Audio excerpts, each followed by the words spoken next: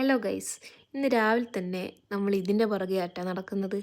ക്രിസ്മസുമായി ബന്ധപ്പെട്ട് ട്രീ ഒക്കെ അറേഞ്ച് ചെയ്ത് വെക്കാമെന്ന് വിചാരിച്ചു. ആദ്യമേ ഔട്ട്ലുക്കെല്ലാം നമ്മൾ ചെയ്ത് വെച്ചിന്, പിന്നെ ഒന്ന് റീ അറേഞ്ച് ചെയ്യേണ്ട പ്രശ്നമേ ഉണ്ടായിട്ടുള്ളൂ. കൂടെ നമ്മൾ അപ്പുറത്തെ വീട്ടിലെ പിള്ളേരൊക്കെ ഉണ്ട് കേട്ടാ.